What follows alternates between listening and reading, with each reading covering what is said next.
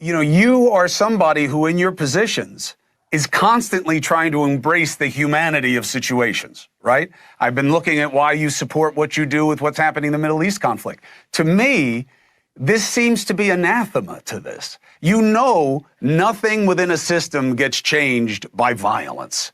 How can you expect? Really? Yeah, we're having a conversation, but we're not having the right one, because the healthcare industry now has high ground because they've been victimized by this chooch. This isn't how we get insurance to be better, by putting a bullet in somebody's head. Why would you get behind that? Okay, anything you want to say there, or do you want to just play your response? So absolutely everybody that I talked to for advice about this highly stressful, hostile interview that I had about 3 hours of notice to prepare for. You did very good. My bad. Why, thank you.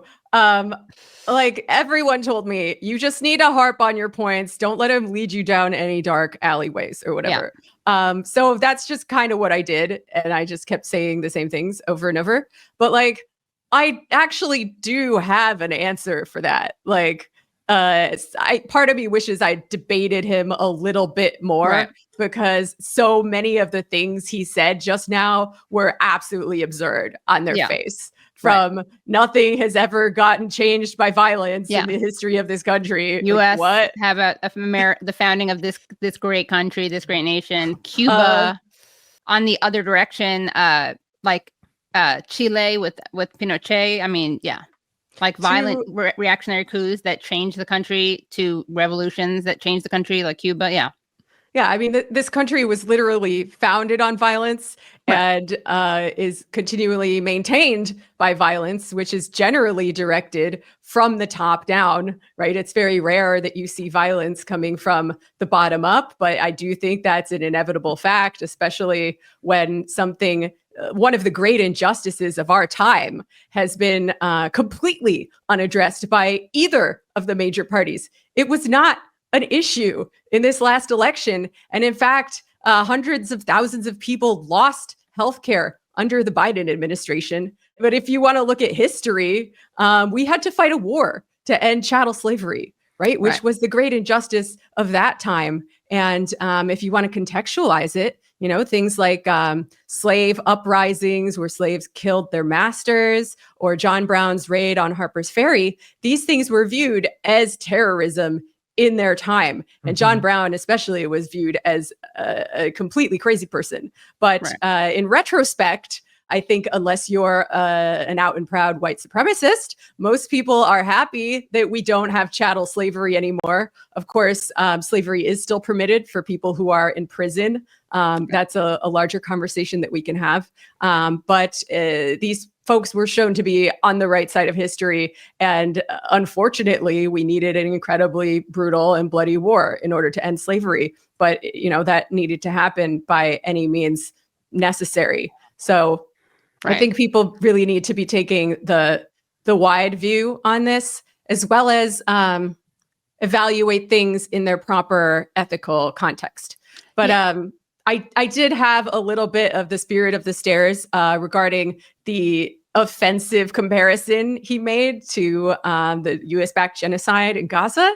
And I actually tweeted about it, saying how offensive it was for him to compare the untimely death of one CEO with a lot of blood on his hands to the wholesale slaughter of thousands of men, women, and children who are part of an oppressed nation. So Cuomo actually saw that I tweeted this, and he slid into my DMs, and he was really mad. Yeah, he didn't like that. Ooh, you want to read them? There's a little tea for you there. You want me to read them out for you? You can even screen share them, Oh, shit. Yeah, why not? Wow. Here it comes. The tea is steeping. Yeah. So you go. Yeah. You want me to read him and you read you? Sure. So I should just set it up by saying this was in response to a tweet that I guess I should have also sent, but that's okay. Just saying that it was offensive that he would compare the US-backed genocide of thousands and thousands of men, women, and children in Gaza to the untimely death of a health insurance CEO with, in the eyes of many, quite a bit of blood on his hands. Yes. Okay. Well said. Now, someone wasn't very happy about that. Someone named Chris Cuomo. So I treat you fairly and you say that I'm offensive? Yes. I think comparing the thousands of innocent people who are currently being killed in a US-backed genocide and a single CEO who spent his life killing people to enrich shareholders is a false equivalency. First, I never did that. I was making the point of your obvious moral inconsistency. But, ... you do you. Is there a second? Usually when you say first, there's like a follow-up number. You know, Chris isn't, math isn't a strong suit. I don't think anything up here is a strong suit. I mean, I guess he's a handsome face. I thought he was a little handsome. I like to think he's the most handsome of all the Cuomos, but that's damning him with faint praise. Yeah. I like to his think eyeballs that, aren't bulging unlike the other one. Sorry. Maybe in the middle of typing all that out, he realized that I was right and he just thought better of it. Right. Yeah, he was like first and second, and he's like, I'm not going to win this. Yeah.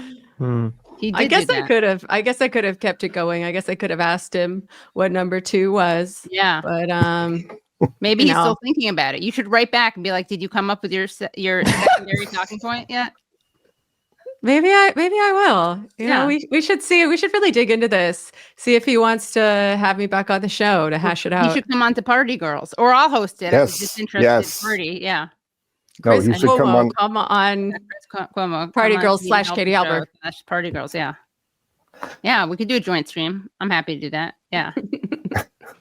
Sam, I would agree with you regarding the Democrats and leverage. Like, I think they've lost all moral credibility, and in reality, who they're beholden to, like they're all gunning for the same ultimate outcome. You know, just one has like, you know, a smiley face on it, and the other one is just mask off. But I'm just thinking about like what Hakeem Jeffries said about they have the executive, the legislative, the judicial. Like, what can we do? And the first thing I thought of was, when Barack Obama was first elected, the GOP didn't have control of any of those 3 branches either. But then, I mean, it was reported on, they immediately basically went into a meeting and was like, okay, for the next 4 years, this president doesn't get anything done. And they spent the next 4 years breaking every filibuster record, doing everything they possibly could.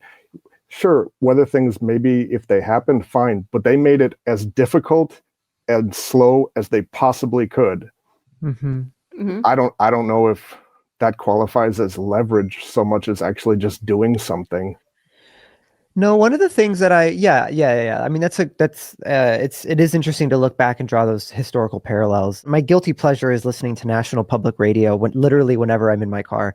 I get it, but you know, I try to keep abreast of the things, and like the main thing that I'm hearing that's, you know, the defense against the destruction of everything we love and hold dear is like a never-ending like litany of lawsuits against Trump at all levels of government. Right. And then today, you know, hearing on the news like this, they're literally saying like, what if Donald Trump disobeys the Supreme Court, you know, or something? And it's like, I think at the end of the day, there's something so not alluring about like following lawsuits, you know, for most people. And I would hope that that's sort of like that Washington, D.C. loses some of its luster, like as it pertains to having the answers of what's going to make our lives better. And people will like put their phones down, step out of their houses, look their neighbors in the eye and say like, you matter to me. Let's figure this one out. What did they do when the Democrats had control of the government? Right. Did they pass card check? Did they lift a finger to make it easier for workers to unionize? No,